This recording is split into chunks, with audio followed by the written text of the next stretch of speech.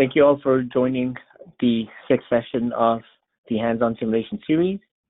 So the sixth session is going to be on mesh motion and adaptation. So my name is Yafis Siddiqui, and I'm in the technical pre-sales team at Maya HTT. And for today's session, we have Mario and myself who will be presenting today. And for those who are joining for the first time, let me just give you a quick introduction to what this series is all about. So the hands-on simulation series is a 6-part series aimed at providing users a hands-on experience with Simcenter STAR-CCM+. In this series, we'll be solving some of the toughest industry problems using the tool's advanced capabilities. So we started this series with 4 predetermined sessions and then selected 2 based on suggestions provided by you all. So the 2 topics that were selected was flow-induced stresses and noise and mesh motion adaptation. Today's session is going to be the last session on mesh motion adaptation in STAR-CCM+. So the agenda for today is that we're going to give an overview of the mesh motion and adaptation models in STAR-CCM+. So the 2 motion models, that's going to be the body motion models and the mesh motion models. And we're also going to cover adaptive mesh while running hands-on workshops concurrently. So without any delay, let's get going. Before we start on mesh motion adaptation, I'd just like to show you a quick snapshot of all the various applications that are possible. And knowing that all these simulations are essentially numerical simulations and not just graphic rendering, it's more than enough to recognize the need for mesh motion and adaptation. So given the current situation with physical testing being limited, and with an increasing competition and complexity of engineering disciplines, it's becoming more and more important for simulations to essentially capture real-world problems to be able to understand real performance. We've seen reduction in hardware costs, reducing computational time. However, to drive innovation, it is key to capture motion to further increase computational efficiency. So let's deep dive into the various methods to model mesh motion in STAR-CCM+. I'm going to pass it on to my colleague Mario, who's going to cover the first set of motion methods, that is the body motion models. Take it away, Mario.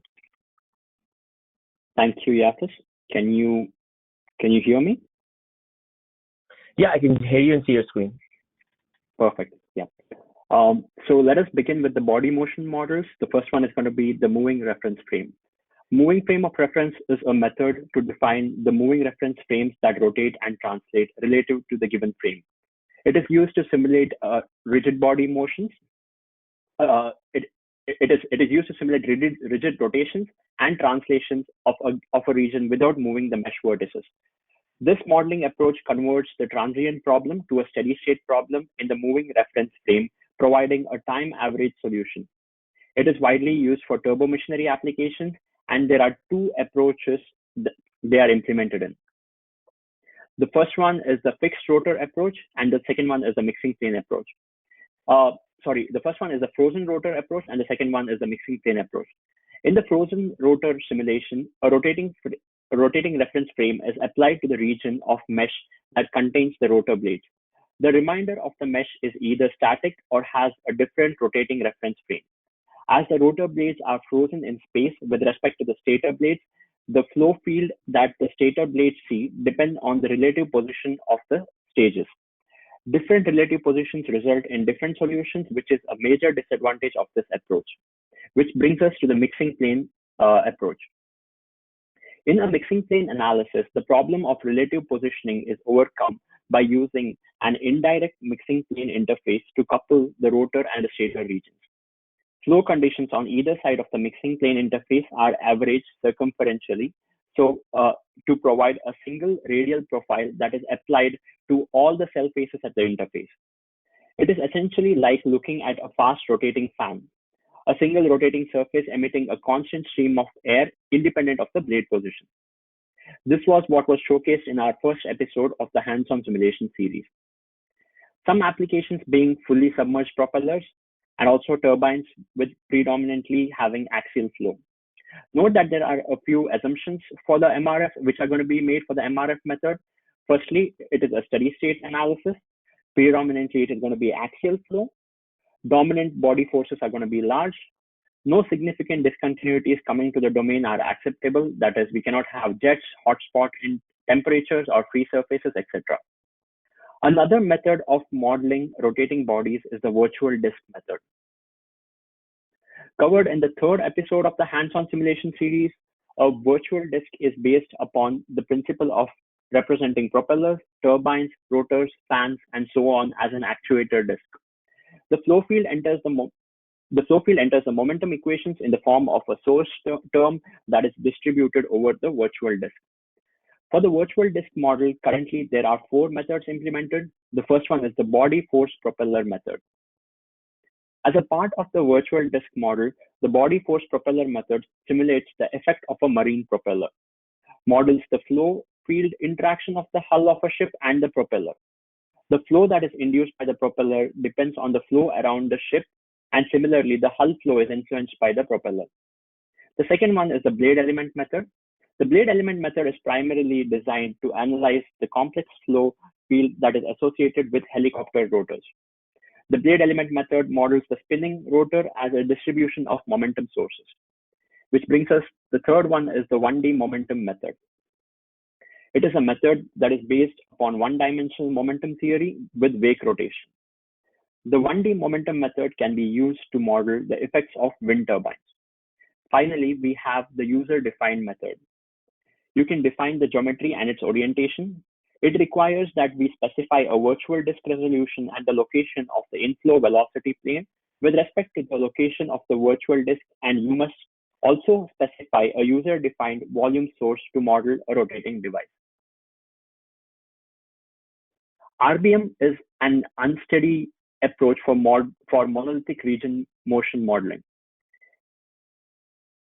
It is a general method where the motion is defined by the user. It can be defined as rotation or translation or a combination of these both.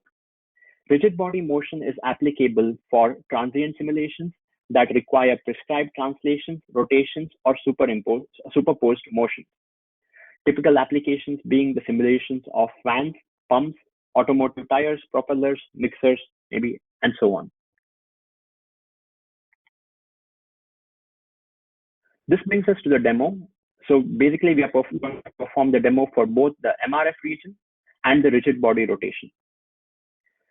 So moving reference frames are used for modeling problems that involve rotation without physically moving the mesh. This approach applies the fluid forces that are induced by the motion to allow you to solve the case in a steady state. So let us go ahead and look at one such example of the rotating fan, and let us model it using the moving reference frame model.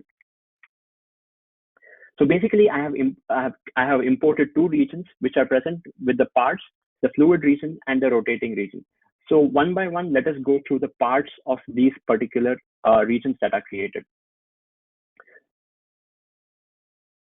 Firstly, let's have a look at the fluid region. So you can see that this region is the entire fluid region. So if I open the tree, we have boundaries. And the first is the axis. This is basically the shaft on which the blades are mounted, and it is outside the rotating region or the MRF region. So for this particular shaft, what we need to assign is we need to assign a tangential velocity specification, and that's what we are going to do. We're going to open the physics conditions and see that the tangential velocity specification is defined as a rotation rate. And the rotation rate is defined in physics values as wall relative rotation of 2000 RPM. Next, we have the inlet boundary condition. We have the external body, which is modeled as just as a wall. After that, we have the inlet boundary condition. The inlet is modeled as a velocity inlet, and we can see that we have a velocity magnitude of 5 meters per second, which is modeled as a constant value. Then we have interface 1 and interface 2. These 2 interfaces are the common surfaces or the interfaces between the fluid region and the rotating region that we have. And lastly, we have the pressure outlet over here, which is the outlet which is modeled as a pressure outlet. Next, let us have a look at the physics values of this particular region, that is the fluid region. I would like to specify over here that the motion specification for the fluid region is going to be stationary, and it's going to be with reference to the lab reference frame that we have. That is a default value. Next, let's come to the rotating region. In the rotating region, if I open the tree, we have the boundary conditions defined. We have the axis, which is modeled as a wall. The turbine blades or the fan blades, which are modeled as walls as well. The same interfaces which we had in the fluid region, interface 1 and 2. And also we have the walls. So basically, we are going to specify this region as with the moving reference frame. So for that, what we need to do is, first let me open the physics values tree. And you can see that in the motion specification, we can see that the reference frame right now is a lab reference frame. So the next job for us is to go ahead and create a reference frame and assign the rotation rate to it. So that's what we're going to do now. We're going to go to tools, and we have a tab which we call the reference frame over here. I'm going to open the tree and create a new reference frame. We have both for only rotating or rotation and translation, as I had described in the introduction of MRF models. So for this case, it's just going to be rotation. And I'm going to, the axis direction, the default value of the axis direction shows that it's in the Z direction, but let us make sure that it's the correct axis. To see that, we can go to the coordinate system over here, slightly above in the tools itself, and we have the local coordinate system, which is already defined. If I zoom in, you can see that the shaft or the center is about the Z axis, which is correct. The default values are the same. The axis origin is also going to be at 0, 0, 0, and the rotation rate. So we are going to specify the rotation rate for 2000 RPM. And this defines the reference frame which we have created for rotation. So let's go back to the rotating region and assign this reference frame to that particular region in the motion models. So I'm going to go to motion specification, and in the reference frame, what I'm going to do is I'm going to select the rotating region, which I just created just now. And now we have set up the model. So let's have a look at the mesh and run through the results quickly. Let me close this tree and show you the mesh.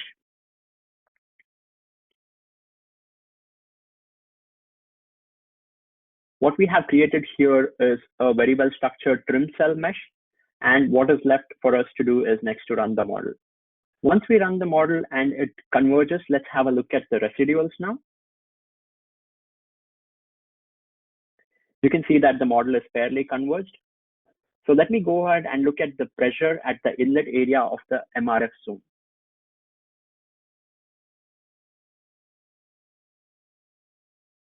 I'm going to go to reports. There is a report which is created. I'm going to run the report, and we can see that the value is 1.76 into 10 to the power of 2 pascals. So if I look at the plot, let's have a look at the vector scene now.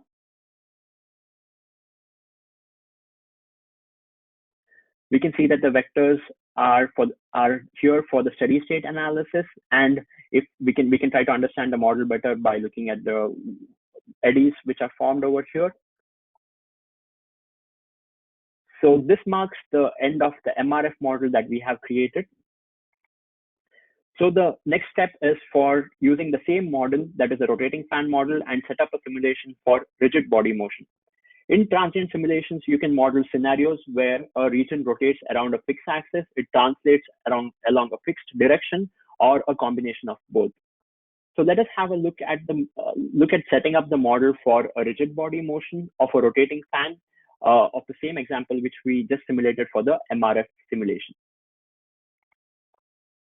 So the first step for me is going to be, previously we had a steady state analysis, so now we are going to deactivate steady state. Let me go to continue, select models. I'm going to go ahead and deactivate the steady state analysis and activate implicit unsteady. Now what we need to do is we need to define the motion for the rigid body motion. So previously in tools, we had defined reference frames. Similarly, in tools itself, we are going to define the motion. Here we had the reference frames, and we have the motion over here, which we are going to define now. Let me go right click on this, new. We have different kinds of motions over here. We have rotation, and translation, and we have DFBI as well, which we will be covering later in today's session. But now let us stick to just rotation.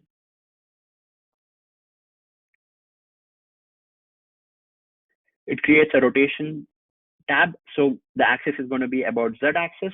We are going to specify the rotation specification based. We have two kinds of rotation specifications which we can have by rotation rate or rotation angle. Right now, what we're going to do is rotation rate itself.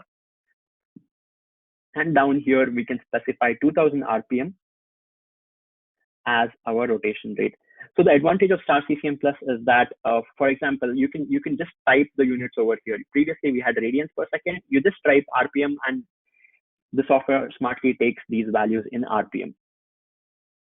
So now we have defined the motion as a rotation. So what we need to do, the next step is to go ahead and assign this particular rotation motion to the region. So I'm going to go ahead, open, rotating, and to this particular region in the physics values, we have motion specification, and in the motion tab itself, right now it's stationary. I'm going to change it to rotation. And when we do this, we can see that the reference frame automatically gets updated to the lab reference frame.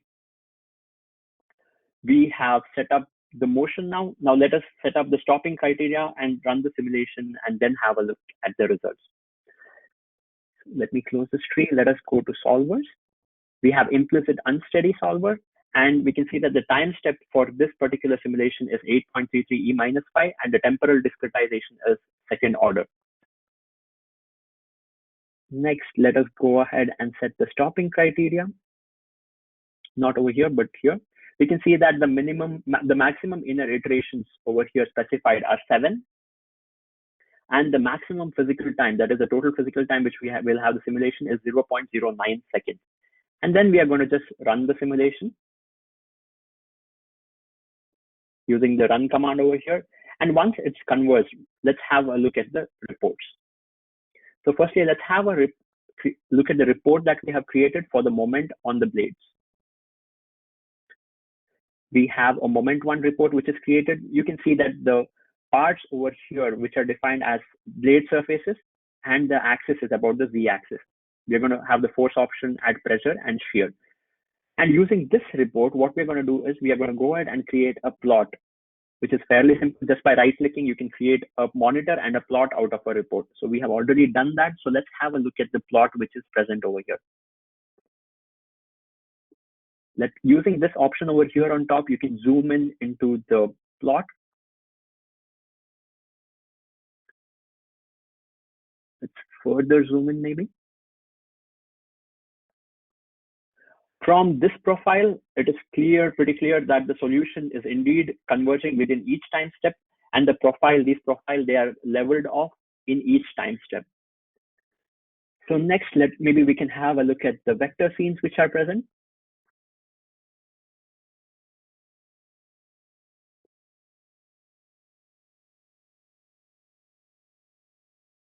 Again, if you want a detailed analysis of the model, you can always create an animation out of the transient simulation that we have run, and have a better understanding of what happens to the vectors when the simulation proceeds. Lastly, let's have a look at the area average inlet pressure plot that we have over here. Let me open that. So from this, what we understand is the pressure at the inlet is oscillating with a period of 0.00025 seconds. That is maybe 1/12 of the revolution as expected. Over time, the amplitude of these oscillations become regular as the flow cycle settles down.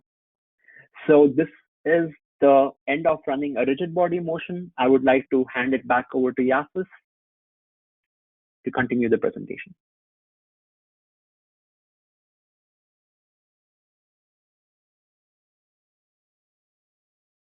Yafis, I think you're on mute. Oh, perfect. Thank you, Maury, for that. So now that we've completed the rigid body rotation and the moving frame of reference, I'd like to move to the next section of body motion model, that is the dynamic fluid body interaction model. So essentially, this module is used to simulate the motion of a rigid body in response to forces exerted by either the physics continuum or any additional forces that you define. So it calculates the resultant, it actually calculates the resultant force and moment acting on the rigid body and solves the governing equations of motion to find the new position of the rigid body. So essentially, there are two types of fluid body interaction models that we have. It's a continuum body and a mechanical body. So a continuum body is used for applications where the 6th degree of freedom body is required to interact with the physics continuum. So here you calculate the fluid forces and the moments acting on it. The second type of body is a mechanical body, and this is a rigid structure that has no interaction with the physics continuum and is used in cases where the flow interactions can be neglected. So there are multiple DFBI bodies that can be essentially coupled with one another. You can couple them using linear springs, contacts, spherical or revolute joint, or even user-defined joints. So the typical applications we would see this in rotating machinery, ballistic motions, ship hydrodynamics, as well as source separation in terms of valves and pistons. So let's just jump into a demo showcasing DFBI. So in this example, what we have is a time-varying flow coming through the inlet on the left-hand side. That's box 1 of the chamber. We have a spring-loaded control valve, which basically, due to this flow, will be pushed and closes the flow into the second box. So as the flow comes to the inlet, we'll push the spring-loaded valve towards the right, eventually sealing off the passage between box number 1 and box number 2. But after some time, we're going to turn off the inlet flow, and therefore the force acting on the spring-loaded valves reduces, and the valve then regains its original position due to the spring force, reopening the flow passage between the two chambers. So let me just open the model and show you the features out here. So this is the model I was just describing. So we have 3 regions. We have box number 1 region. This is where the flow inlet is defined with a predefined pressure. Then we have box 2, where the interface between box 1 and box 2 is the basal interface. That means there's no flow passing through these 2 regions except through this morpher region. And this is the morpher region where, the mesh morphing capabilities and DFBI motion capabilities will be applied. So essentially, when the valve is open, this is an internal interface. And when the valve is closed, it's going to turn into a basal interface. And we're going to set that up via a JavaScript. So just another thing I would want to mention in terms of the inlet boundary condition. So we've defined the inlet boundary condition as a function, and that function, turns on the static pressure. It defines the static pressure at the inlet, which results the flow to pass through. Then we turn off the inlet, resulting in no flow, where the spring then loads back to its original position. So the first things first is we have to define a DFBI body or DFBI motion. And to do so, we do it exactly where we define all other motions. So if you expand to Tools, go to Motions, right-click, and create a new motion called DFBI morphing. Now, what is DFBI morphing and what's the other embedded rotations? So not only are you doing the 6th degree of freedom motion or solver, but you're also enabling mesh morphing. So this makes it simpler from a user perspective, where they would have to activate the DFBI model and the morphing model. But in this case, we can just do it using one click. So first things first, we define what type of morphing order criteria we want, as well as the different parameters associated over here. So I'm just going to activate the linear fitter, and this is essentially used for whenever you have bodies moving uniformly or stretching in a given direction, and that's what we have over here. Now, once we've created the motion, the next step would be to define the motion to the regions where we want morphing and the DFBI solver to be activated, and that's only going to be in box 1 and morpher. So to do so, we go to the region, expand the physics values, and in the motion specification, set the DFBI morphing. Similarly, do the same thing for the morpher, because this is a region where we expect the plunger to push as well. So once we've activated the DFBI motion specification, you're going to see a new folder appear, and that's going to be the DFBI folder, or the Dynamic Fluid Body Interaction Model. And this is where we define the bodies, the different types of constraints, or any type of coupling that we'd like to do. So what we're going to do is we're going to create a new body. So you can do this in 2D and 3D as well. As mentioned before, there are two types of bodies. There's a continuum body and a mechanical body. In the continuum body, it interacts with the physics, whereas the mechanical body does not interact with the physics. In this case, we want a continuum body because we want to activate or calculate the forces and moments between the fluid and the solid. And in terms of the body, here you have the property for what type of body you want, the body mass. So in this case, this is 0.1 kg. And in terms of body motion options, you have various different types of motion available. So you could run it in free motion and apply constraints. In our case, we have the 1 degree of freedom translating motion. And whenever you have any free motion, you can actually then essentially constrain motions in different directions. You want to minimize the number of degrees of freedom just so that the solver is more efficient. So in our case, we have a 1 degree of freedom translating motion. So it's just going to translate along a given direction. And so that's where we define the translation direction. It's going to be in the X direction. And then we are also going to define the minimum position. So that's the base position, but also define the maximum positions because we want it to stop at the interface. So that's going to be 0.045 meters. Now that we have defined that, we also want to define the surfaces on which the body is going to apply for. So what are the surfaces that define this given body? So I've already pre-checked them. So it's the V part, V3, 4, and 5. And we have the default 2 for the morpher. So just to give you an idea of what these faces are, so I'm just going to expand the regions. And here in the boundaries, we have default 2. That's the head of the plunger. And if we expand the boundaries over here, V part, 3, 4, and 5 is the rest of this valve, essentially. So those are the faces that we've selected as our DFBI body. Next, we've also supposed to set up other conditions of the body. So we've set up the minimum position, the maximum position that's done, and then in terms of initial value, the center of mass. So these have to be predetermined, at least in what the initial values are. So that's going to be 0.02 meters for this case. We want a moment of inertia. So I've already copied out the moment of inertia out here, and I'm just going to paste those values there. In terms of orientation, we're just going to keep that in the lab reference frame, as that's in the right direction. And another few things that I want to just double check. Velocity, we want it to move freely, so we don't want to predefine the velocity. Then there are the extra forces. In terms of this case, we're going to just deactivate the gravity force in this given model. I just think I take video copy. This is not required. All right. So now that we've defined, the base of this given model, we want to define a coupling, and this coupling is going to be the linear spring model between the two faces. That is the spring and this body out here. So in terms of couplings, like I said, you have multiple different types of couplings. You have revolute joints, bracket joints, spherical joints, catenary contacts, also as well as user defined. In our case, we're just going to create a linear spring.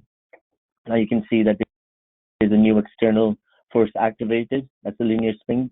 Here we're going to select the position between the two surfaces that where the linear spring have to be activated. So this is going to be in 0. minus 0.02, and the position number 2 is going to be at minus 0.05. So these are the two surfaces on which, between the two surfaces that the spring is going to act is going to be the first face of the spring, and this given body or the default face number 13. The other variables that we've got to specify is going to be the spring constant, and finally, any sort of restoration length that we'd like to maintain to ensure that we model the spring accurately. Now that we've completed the spring model, just want to verify that everything's set up correctly, or we want to limit the motions. So essentially, the model is set up completely. It's quite simple to activate the DFBI model. Just activate the motion. You'll have the DFBI feature or folder appear here where you can create your bodies. Like I said, 2D or 3D. That's the continuum or mechanical body. Define all the required, in terms of body masses and all the initial conditions when it comes to the center of mass, moment of inertia, essentially all the parameters to solve for the 6 degree of freedom solver. And here we've connected a linear spring between the two faces. And all that's needed is to resolve or solve this simulation. Now, there is one caveat in this simulation that we need to consider, is that once this plunger or this valve hits the interface, we'd like to convert this interface from an internal interface to a baffle interface, and that way it remains closed or shuts down. What we've done for that is that we've created a macro essentially to enable that sort of switch. I will be providing the Java macro to the users so that you can look at how that was set up. There are some initial conditions as well applied here, and the same macro enables the solve of the solution as well. So I'm just going to click open, and when playing the macro, it's going to resolve the solution. So here we have certain mesh scenes set up, the pressure scene set up, but at the same time, we've created a velocity vector which contains the mesh scene, this 6 degree of freedom spring solver, mass elongation, as well as the velocity vector. So to save us some time, I've just taken the same image and created an animation out of it. So let me just stop this. And this is the finished product. So as you can see over here, you can let's evaluate and just look at the plunger. As the velocity increases, it hits and closes that valve. But then you can also see the mesh morph in the DFBI body. So you can only see two of the bodies morphing. That's the body one and the mesh morphing region that we've applied here. Another few things that you want to see as the velocity increases, closes the valve, and that turns into a baffle interface. Once the velocity is turned off, we see the spring going back to its original position because of the spring constant, and then the velocity increasing back again, closing out that spring.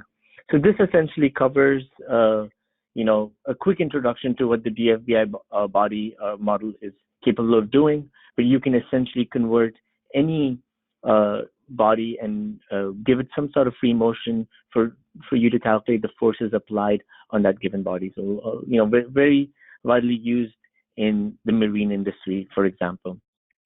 So now moving forward, we just talked about body motion capabilities, and we did touch about some mesh motion models like morphing, but essentially with the body motion capabilities, you want the mesh to move as well. So I'm going to just cover through some of the prescribed mesh motion methodologies available within STAR-CCM+. So the first one I want to touch upon is the sliding mesh.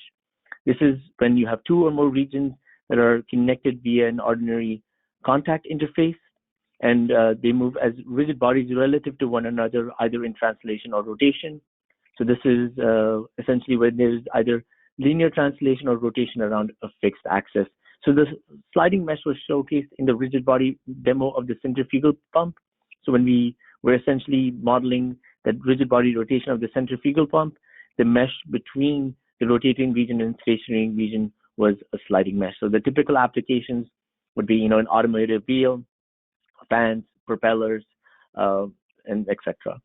So the next one is mesh morphing. So, this is something that I just showcased earlier on. here, essentially, this is when the boundaries within the moving region are allowed to deform and move relative to one another. So this results in the deformation of the volume mesh cells. So pretty much applicable for any sort of rigid body motion where a single region is preferred, eliminating a non-conformal sliding interface, essentially. Whenever you want to model flexible surfaces where the vertex motion is defined as a spatial function, so very much common in fluid structure interaction models. So if you would go back to our previous session on fluid stresses, you would see how we'd implemented the mesh morpher in that given application. We also did use the mesh morphing capabilities in the previous demo that I just showcased with the DFBI model. So with every body motion model, you would want a mesh motion capability.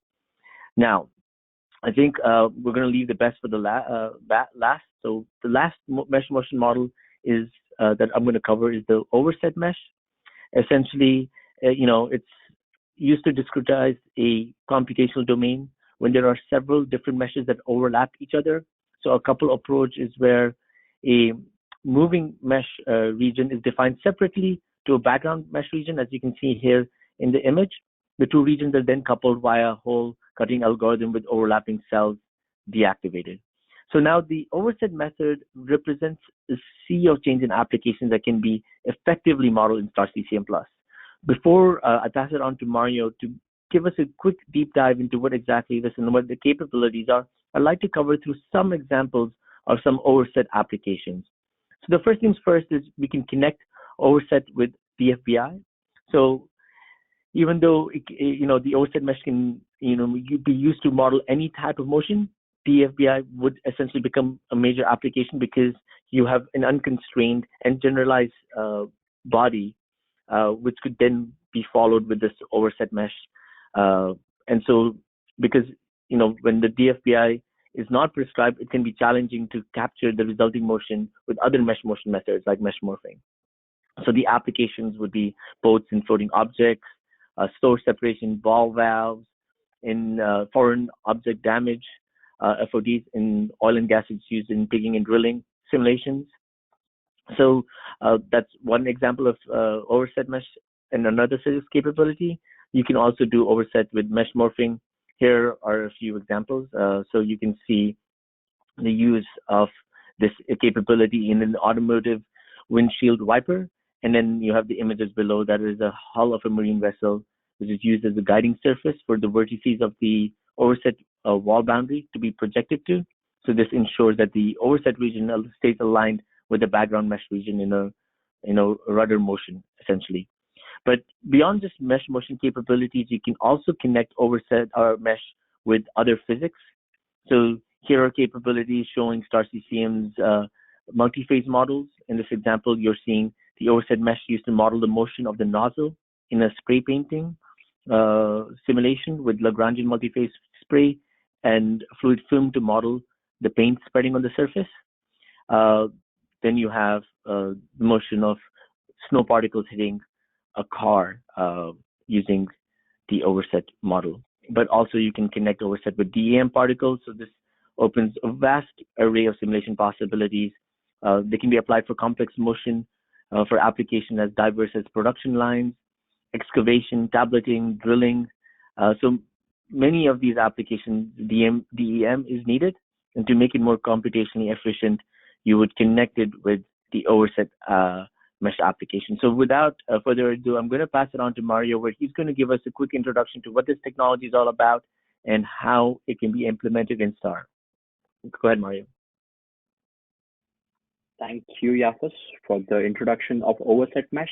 So overset mesh is also known as chimera mesh or overlapping meshes and are used to discretize a computational domain with several different meshes that overlap each other in an arbitrary manner. They are most useful in problems dealing with multiple or moving bodies as well as optimizing studies. In most cases, an overset mesh does not require any mesh modification after generating the initial mesh, thus offering a greater degree of flexibility over the standard meshing techniques. As Yafis specified, a typical overset simulation has a background region, as you can see in the image over here, enclosing the entire solution domain and one overset region that surrounds a body such as maybe a boat hull or an aerofoil. The outer surface of the overset region over here, which you can see in gray, is defined as an overset boundary. Two regions are then coupled together via hole cutting algorithm with overlapping cells deactivated. This is used when we have complicated body motions, such as those involving bodies that are close together, or maybe they have intersecting paths or have large motions as shown in these examples of the lobe and as well as the piston motion. Let us jump into the tutorial. The tutorial today demonstrates the use of an overset mesh feature with free surface flow and DFBI to model the motion of a lifeboat falling into water. A lifeboat that is launched from a ramp undergoes both linear and angular acceleration before hitting the water surface. You can model motion with 3 degrees of freedom, that is vertical and horizontal translation, and pitching, that is maybe rotation. We use the symmetry conditions and include only half the geometry, thus reducing the computational cost of the simulation. The simulation is started with the boat initially positioned just above the water surface with the following properties, which you can see on the screen: mass of 10,000 kg, moment of inertia 16,000, downward angular velocity 0, downward velocity of 22 meter per second in the negative z direction, that is exactly downwards, and an inclination of 35 degrees. So let's go ahead and let's begin. What we have over here is I have imported the parts already. So let's have a look at the parts that are imported. We have the background, region, and we have in the background region, let me show you the parts that are surfaces that are present. We have the back, which is going to be modeled as a symmetry plane. We will go through these in detail as we set the boundary conditions, but just a brief introduction. A back is a symmetry plane. We have the bottom. We have the inlet over here, which is a velocity inlet. We're going to have a pressure outlet over here, another symmetry plane on this side, and the top surface. Similarly, let me open the tree for the overset mesh and show you the parts that we have. We have the surfaces for boundaries, and this is basically this surface, which you can see on the screen, is going to be kind of like an interface or an overset mesh interface between the background region and the overset region. We have the lifeboat wall over here, and the same symmetry plane as well. So the next step is to create regions. So for that, what we are going to do is, I'm going to close this tree. We're going to select both the background and the overset region, right click, and assign parts to regions. So as we assign parts to regions, we are going to create one region for each part. That is, we are going to have 2 regions, one specifically for the boundary and the other for the overset mesh. We're going to create a boundary for each part surface. It means that for every part surface that we had, inlet, outlet, pressure, and the other faces that we have, it's going to create a boundary for each of these part surfaces. And lastly, we do not want any interface right now to be created because we will specifically create the interface of an overset mesh at a later point of time. Hit apply and close this. So we can see that the region is created. Now let's go ahead and assign the boundary conditions or the type of the boundary conditions. So first we have the background. Let me open the tree. For the back and the symmetry plane, these both are going to be symmetry boundary conditions. So I'm going to change it to symmetry plane. For the bottom, inlet, and the top, these 3 are going to be the velocity inlet boundary conditions. The outlet is going to be the pressure outlet. And we have set it for the background region. Similarly, let's do this for the overset region. Let me close this tree. Let me open the boundaries. So basically this boundary, we are going to specify this in the type as an overset mesh. The lifeboat wall is still going to remain as wall, and the symmetry is going to be changed to symmetry plane. Let me close this tree. Now we have specified, what we have done is we have specified the boundary conditions, the type of boundary conditions rather, for all the surfaces that we have. So the next step is to go ahead and assign or create the physics. So I'm going to go ahead and create a new continuum. And it's going to be a physics continuum. I'm going to rename this to DFBI, maybe lifeboat.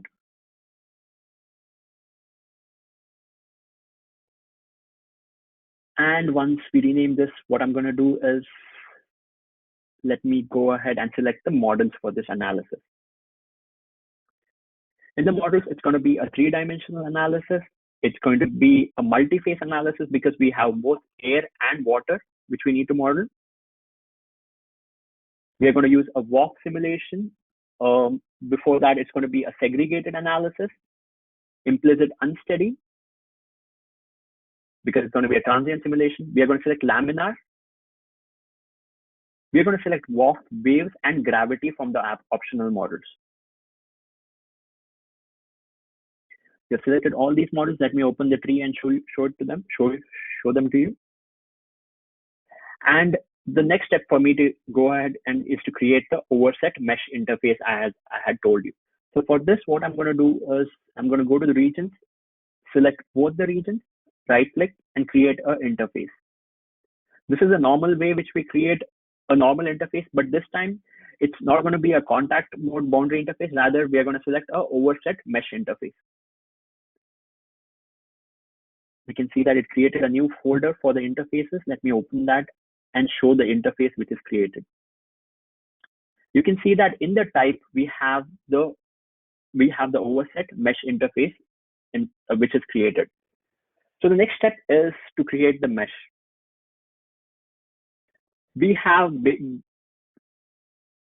So basically we have a base size of 5. We have two regions, that is the background region and the overset region. So basically for the background region, we have a base size of 5 meters for the background region and 1 meter for the overset region. We have a volumetric control defined, and there is a reason for having each one of these volumetric controls which we have. When generating the mesh, we should pay particular attention to the following details. To minimize the errors in interpolating variables between the two meshes, we need to use almost the same order of magnitude of the grid density in the overlapping region of the overset mesh and the background meshes. So basically, you can see that we have created a volumetric control over here, which is called overlapping, and we have specified the size of 1.25 meters. Similarly, we have the overset region has a base size of 1 meter, which is these two are almost the same, and it will stop us, or it will minimize the errors in interpolating variables between these two. The grid must be finer around the boat hull and the water-air interface to capture the relevant flow details. So for this, what I have done is around the boat hull, we have created a volumetric control, which I have called over here on the right-hand side. You can see it as boat, and we have specified a mesh density, which is slightly lower, which is 0.5 meter to capture all the physics. And on the left-hand side, we have created another volumetric control, which we have on the water surface, which is a custom anisotropic sizing of Z in the Z direction of 2.5 meters. So we have all these volumetric controls which we have created. So to align the overset mesh with the flow around the lifeboat as it moves through the water, we need to generate the mesh with the boat in the horizontal position to begin with. And then what we are going to do is we are going to rotate the region to its initial position, that is the launching position for simulating for simulation after the mesh that is already created in the horizontal position. So let me show you how the mesh looks like. This is what the overset mesh looks like. And if I zoom in, this is the boat region with the overset region and the background region superimposed on each other. So we have the model mesh, and the lifeboat is in the horizontal position currently. So now let us position the boat in its initial position, that is, as I had shown at the beginning, 35-degree inclination with the water surface. So that's what we're going to do now. So what we are going to do is, firstly, let us bring the boat. It is way above the water surface. So firstly, I'm going to translate and bring the boat down to the water surface first. I'm going to right click, transform, and we have a translate operation over here. And I'm going to select minus 26 meter in the Z and hit apply. You can see the overset region repositions itself. The next step is for us to rotate the overset region. But before rotating the lifeboat, we need to specify the coordinate system in which the boat is going to be rotated.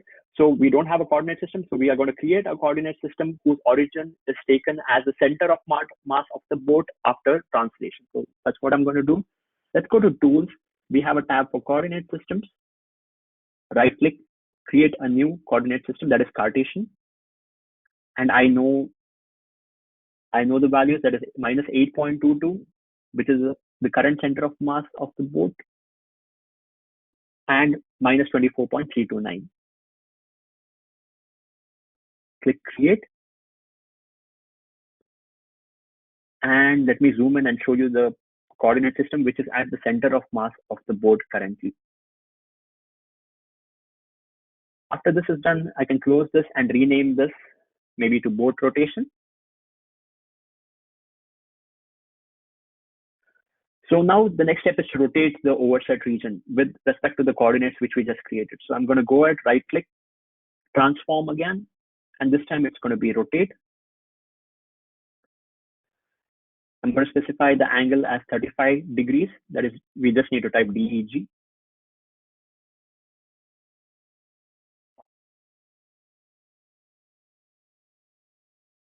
And it's going to be about the y-axis. So y is going to be 1. Oops. Let me go back. Specify y as 1 because we're going to rotate it about the y-axis, and z has to be in 0. And the coordinate system is going to be the boat rotation. Z change back to 1. Let me make it 0 and hit apply. So now we can see that the boat is in its initial launch position when we hit apply, and that's about it. So let me zoom in and show you the mesh, which is rotated right now, the overset mesh.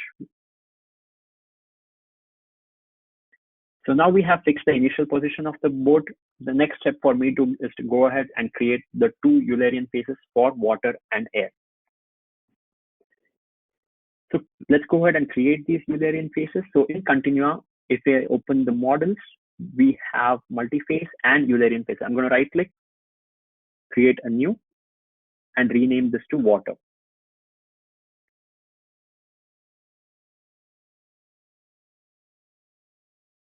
And in the models, I'm going to go ahead and select the models. We are going to select liquid and constant density. That's all. So the next step is to create another Eulerian phase for air. Rename this to air.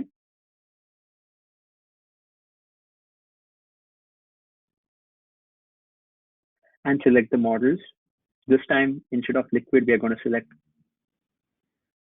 let's go ahead and select gas, and it's going to be constant density again, close. So we have both the phases now. So the next step after I close this for me is to go ahead and set the motion and then create the DFBI body. So let us go ahead and create a motion first. So the motion is always defined in tools. In motion tab, I'm going to right click and create a new motion. That is going to be a DFBI rotation and translation. We have the motion created. So let us go back and specify which region should have this DFBI rotation and translation. And that's going to be the overset region. I'm going to open it. And in the physics values,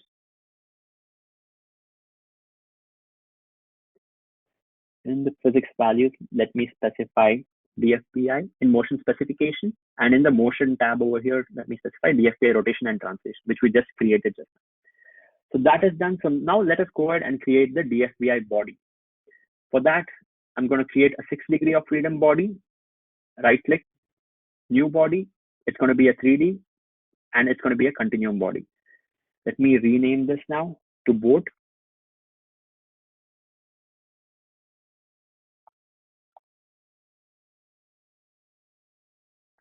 Next, let me assign the motion to this. So basically, the boat is going to be able to translate in the X and the vertical direction, and it's able to rotate. That is around the Y-axis. That is the pitch of the boat.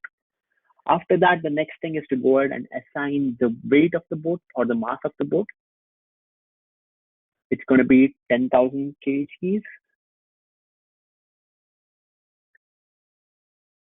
And next, let me select the body surface. That is the surface of the boat in the body surfaces.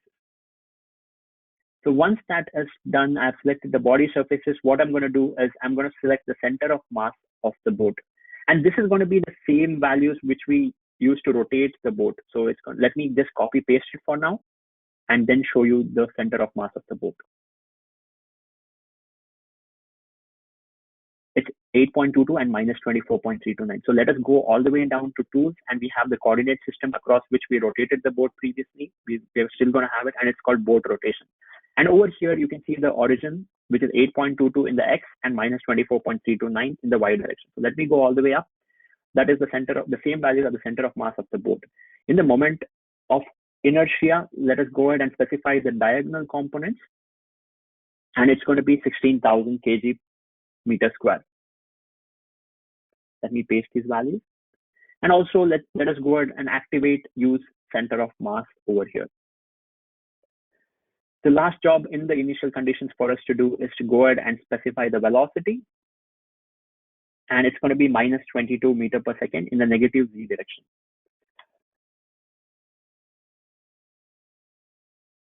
So once that is done, we can go ahead and close all these trees.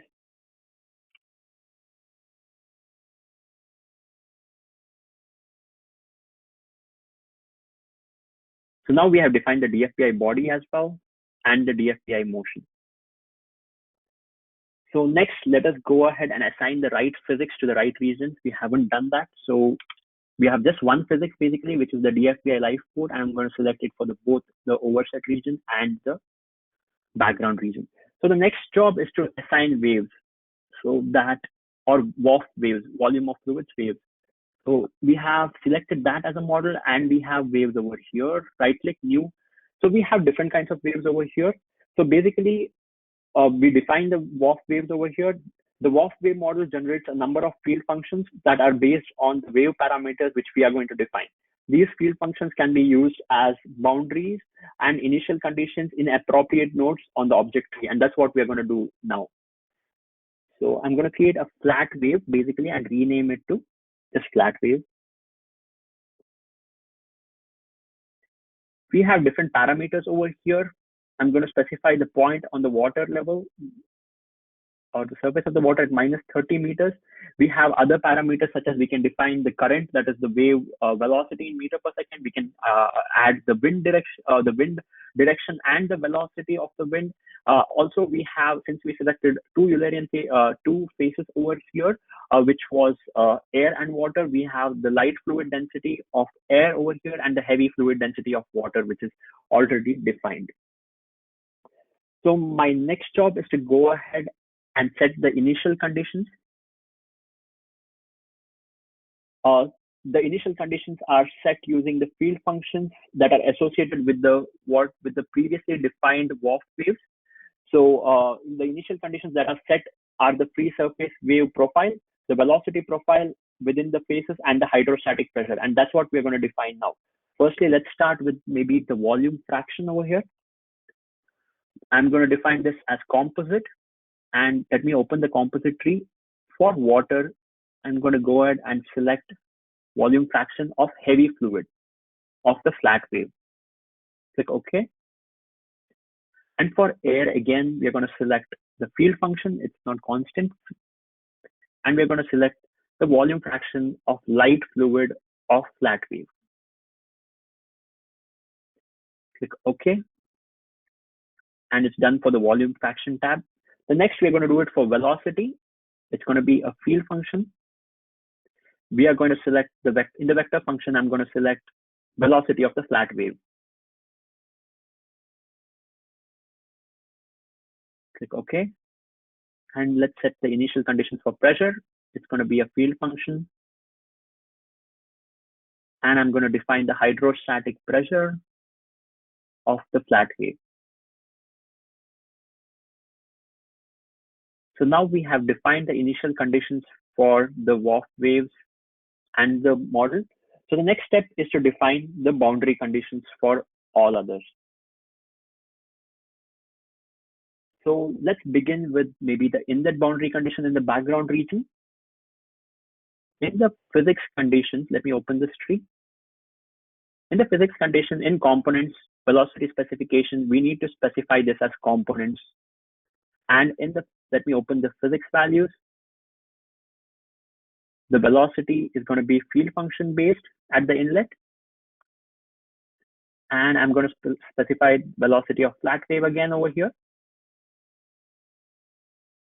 And in the volume fraction, The method is going to be composite, and we're going to have water and air. For the water, it's going to be a field function based, and we're going to select volume fraction of heavy fluid. So basically at the inlet and at the outlet, both, we have both air and water coming in and going out. So that is why we need to define this as a composite and specify the correct field function. For air, it's going to be the volume fraction of light fluid or flat wave. So it's done for the inlet now. Similar kind of exercise, we need to do it for the outlet. Let's finish it now. For the outlet, it's going to be physics values, and the method is going to be field function. I'm going to select hydrostatic pressure of flat wave. The volume fraction method is going to be, it's going to be composite. And I'm going to select again for water, it's going to be the field function based volume fraction of heavy fluid. And for air, it's going to be field function based and volume fraction of light fluid. So now we have completed the definition for the inlet and outlet where both air and water come in and go out. So next is for the bottom and the top. In the bottom, we have just water, which is natural. And then at the top, we are just going to be having air. So let's do it. Let me click on bottom, and you can see that it's going to select the bottom surface, open the tree. The velocity specification is going to be components. And in the physics values, I'm going to go ahead and assign velocity as a field function of velocity of flat wave. It's just, and in the volume fraction over here next, we are going to have just water over here. So I'm going to select 1, 0. This represents that it's just going to have water. And next, we're going to do this exercise for the top, where we are only going to have air. So in velocity magnitude, it's going to be field function based and velocity of flat wave.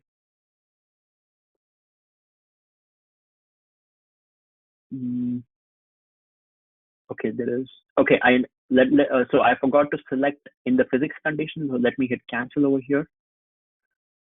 And let's go back to the physics conditions right over here for the top surface. In the physics condition, I forgot to specify the velocity specification. It has to be components. And over here, field function. And now we can select the velocity specification of a flat wave. We have the field function, which comes over here. And the volume fraction is going to be only air in this case. So it's going to be 0, 1. The next step, and pretty much the last step, is to go ahead and select the stopping criteria. So I'm going to open solvers.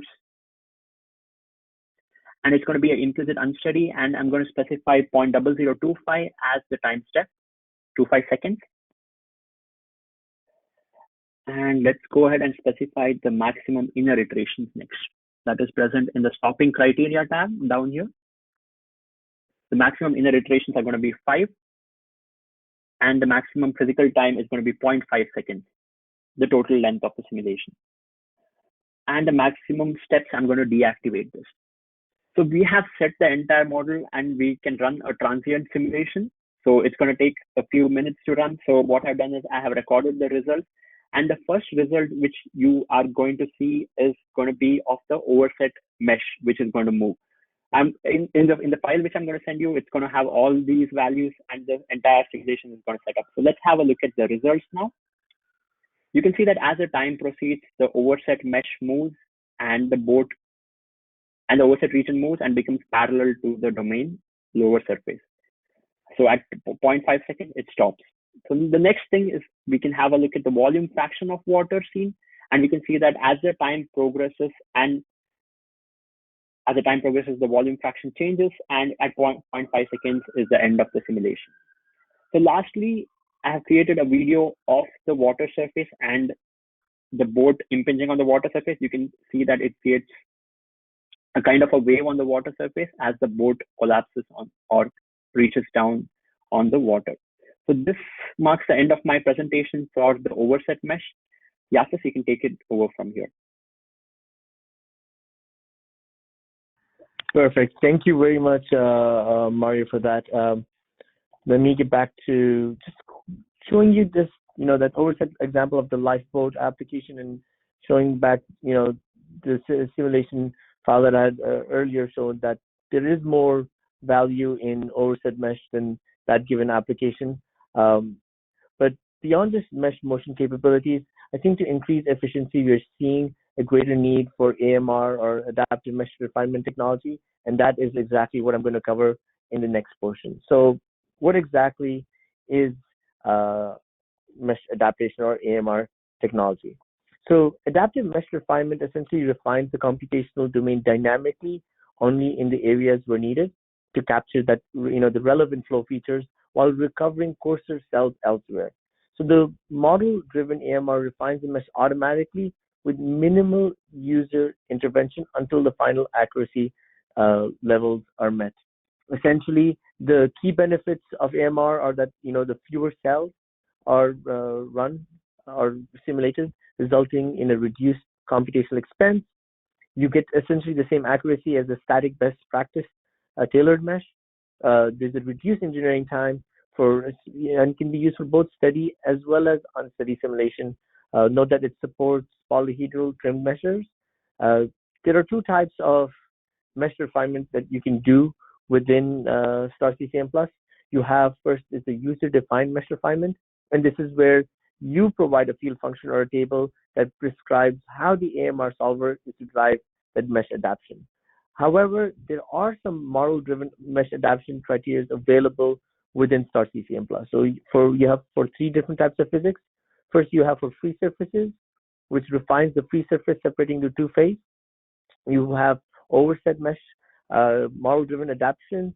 It adapts the cell size of a lower priority region to the cell size of a higher priority region. We saw parts of this overset mesh plus AMR within our second episode of the Lunch and Learn series on virtual toe tank simulation. And finally, you also have adaptive mesh refinement with reacting flows, which essentially refines and coarsens the cells in the flame region based on, let's say the second gradient of combustion scalar fields, such as mass fraction, temperature, or any progress variable. So one thing to note that for the model-driven mesh refinement, to activate it for free surfaces, overset mesh, or reacting flows, you need to have one of these three to unlock this sort of model-driven mesh refinement. Just a few tips before I jump into the demo is, although you can provide the mesh the solver very coarse mesh, you need to still ensure that the initial mesh captures the basic flow characteristics. And additionally, the AMR solver only executes midpoint subdivision for volume cells, and it cannot reconstruct the surface cells. So the surface tessellation must be sufficient fine for curved surfaces in the initial mesh, as well as AMR also improves the volume mesh's ability to capture the desired flow features, but it does not eliminate the need for careful mesh construction. So this was just a pre-warning, just because for this given demo, I've created a very coarse mesh. Essentially, what this model contains of is a sphere in a box. For this mesh, as you can see, it's pretty much coarse, where we've created some sort of refinement region around the cell structure. Next thing that I want to show is, what we're going to do is just look at some of the boundary conditions associated with this region. So we've created a free surface on all other surfaces except for the sphere. On the free surface or free stream velocity, we set the value to be Mach 2. The other things I just want to cover is some of the physics models that we've activated, the coupled energy equilibrium error. So this is running an SST K omega turbulence model. And in the coupled flow solver, I do want to focus on a few things before I run the simulation. So if you expand on the solvers, you're going to see that within the coupled implicit solver, you have two options that I'd like to put some focus on. First is the expert initialization option. And the expert initialization solver basically runs a much coarser mesh running a Poisson flow equation, and then refining the mesh over multiple stages. basically, once I initialize the solution, it's going to initialize it to some degree of accuracy on a, let's say, a non-rotating flow. And then you also have convergence accelerator. This is a new feature that enables you to get a much faster convergence whenever running the couple solver. A new feature that came out last year, that's 2020.1, was the automatic CFO solver.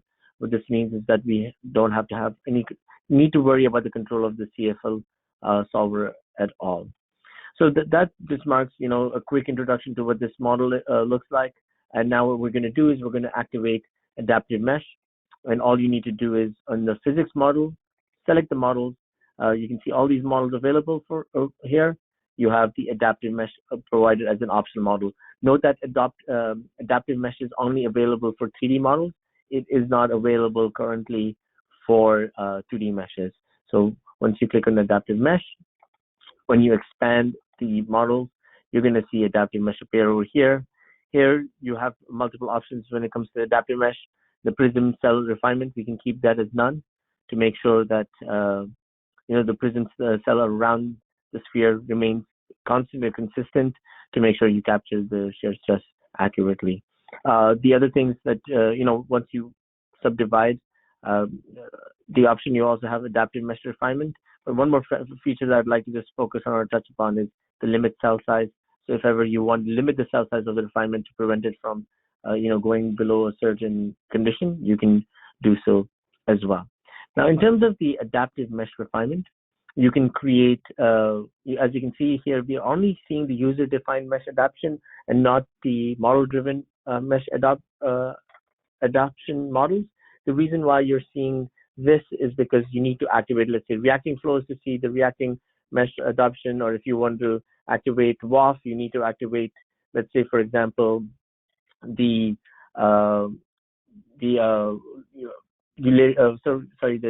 Transient multi-phase model, the Eulerian multi-phase model with WAF attached to it. So in this case, because we don't have any of those features available, we only have the user-defined mesh adaptation scheme. Here we can define the maximum number of refinements we want per time step or per change. We're just going to set it to 1 just because we want to run a quick simulation. Other options now you want to select is the method. Over here you can set up a function or also attach a field function if you want, or a table of where you want that adaptation scheme to take into consideration. So we're just going to select the adaptation criterion function. And over here, I've already created a user-defined field function, which defines, which is essentially a product of the adaptation cell size and the Mach number. So let me just show that to you right now. So if you go to tools, field functions, you're going to see the user-defined field function. Let me just show you the definition. So many of you might have asked why we're looking at a magnitude of the Mach number with the adaptation cell size. First of all, as you can see here, we're doing the gradient of Mach number. So the delta change in Mach number, and the reason why you want to scale it with the adaptation cell size, or which returns the current cell size during the MR procedure, is because in practice, you would have to run a trial simulation and decide a suitable range when the cells can be refined. So you have to identify first the magnitude of the gradient in those areas where you expect adaptation to make the most impact. By scaling it with the adaptation cell size, you're skipping that step essentially. So, and that's exactly what we've done. So this is for discontinuous flows. You multiply it with the quantity of the gradient. So in this case, the gradient of Mach number. But for continuous quantities, let's say you're looking at pressure, you want to multiply by the Laplacian of the representative solution variable. And also, most of that's already provided in the documentation, but I will, cover through some of those. If any of you require any additional help, we can set up one-on-one sessions for that. So in terms of the range, this is where we're going to set up the range for what field functions we want to, or what values of the field function we want to modify. So in this case, we're going to do it from 0.5 to 0.1. So that's up to the Mach number. Obviously, we can capture, more of the shock, but this is just for this given current simulation. Apologies, let me just go back out here. So a few more things that I want to talk about is, where you'd like to define, above the given max value, where would you define, let's say, where would you want to refine it, whether you want to keep it or coarsen it. Sorry, I made a mistake here. This is going to be 1. That's going to be at the shock position, and this is going to be 0.5. So between 0.5 and 0.1. So above the max, we're going to refine it to capture the shock. Between these two values, we're going to keep it, and then we're going to coarsen any mesh that's below 0.5 Mach number. So essentially, the model is ready to run. What I'm going to do is first I'm going to initialize it, and when you initialize the solution, it uses the grid sequencing initialization scheme where it runs the different levels of coarser mesh to get some sort of solution. So you're not starting from scratch. So this reduces the simulation time significantly. And next, all you need to do is run the simulation. And another feature that I forgot to say is that we're running the mesh adaptation scheme every 5 iterations. So if you go to solvers and you look at adaptive mesh, so update frequency is 5. And so as you can see, the mesh is adapting at the locations of the shock. Pretty cool stuff. It was pretty easy to set up. Took me less than a minute or two to do so. So essentially, this marks the end of this series altogether. I hope you guys enjoyed it. Just to quickly touch upon a lot of the stuff that we showed were on basic or simple models, but you can easily combine them with various other physics, mesh motion capabilities to do complex models using an interface that's quite designed to do such flows without much user input.